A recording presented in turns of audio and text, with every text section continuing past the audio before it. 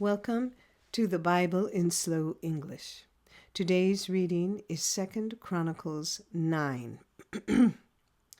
When the Queen of Sheba heard of the fame of Solomon, she came to test Solomon with hard questions at Jerusalem, with a very great caravan, including camels that bore spices, gold in abundance, and precious stones. When she had come to Solomon, she talked with him about all that was in her heart. Solomon answered all her questions. There wasn't anything hidden from Solomon which he didn't tell her.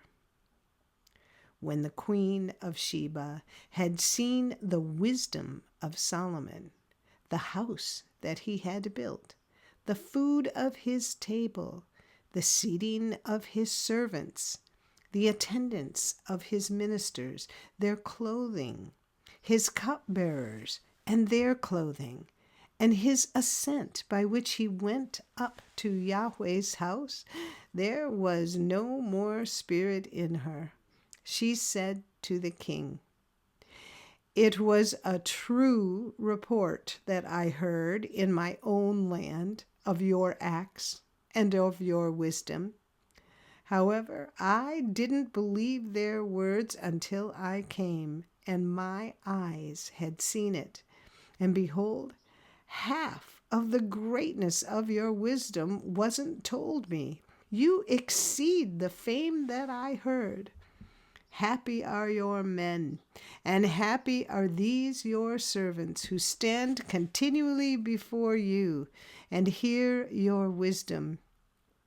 Blessed be Yahweh your God, who delighted in you and set you on his throne to be king for Yahweh your God, because your God loved Israel to establish them forever.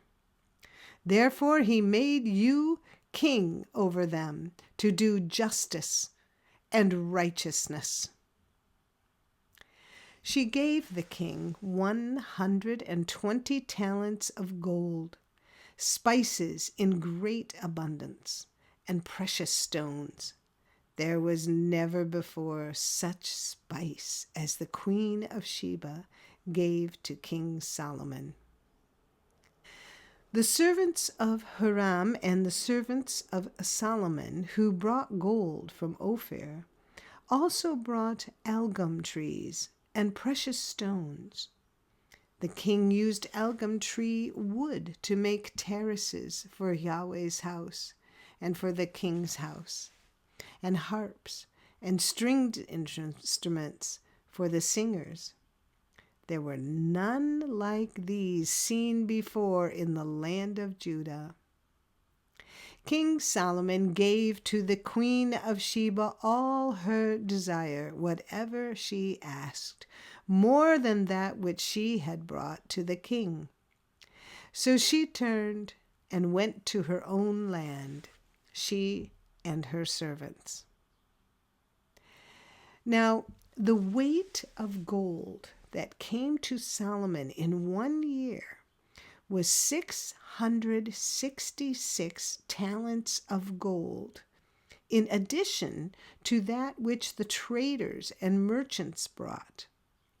All the kings of Arabia and the governors of the country brought gold and silver to Solomon. King Solomon made 200 large shields of beaten gold. 600 shekels of beaten gold went to one large shield.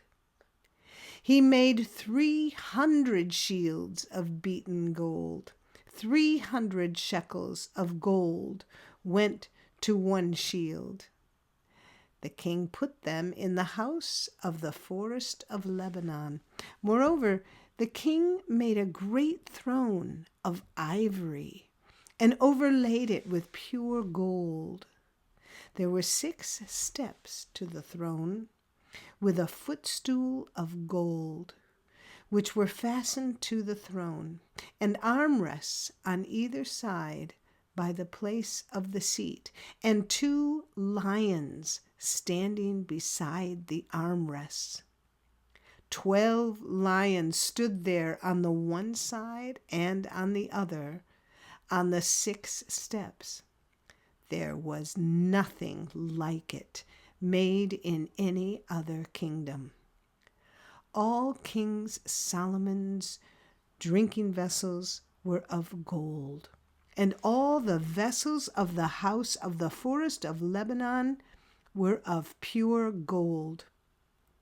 Silver was not considered valuable in the days of Solomon, for the king had ships that went to Tarshish with Huram's servant. Once every 3 years, the ships of Tarshish came bringing gold, silver, ivory, apes, and peacocks. So King Solomon exceeded all the kings of the earth in riches and wisdom. All the kings of the earth sought the presence of Solomon to hear his wisdom, which God had put in his heart. They each brought tribute, vessels of silver, vessels of gold, clothing, armor, spices, horses, and mules every year. Solomon had 4,000 stalls for horses and chariots, and 12,000 horsemen that he stationed in the chariot cities and with the king at Jerusalem. He ruled over all the kings from the river even to the land of the Philistines and to the border of Egypt. The king made silver as common in Jerusalem as stones, and he made cedars to be as abundant as the sycamore trees that are in the lowland. They brought horses for Solomon out of Egypt and out of all lands. Now the rest of the acts of Solomon, first and last, aren't they written in the history of Nathan the prophet, and in the prophecy of Ahijah the Shilonite, and in the visions of Iddo the seer concerning Jeroboam the son of Nebat? Solomon reigned in Jerusalem over all Israel 40 years.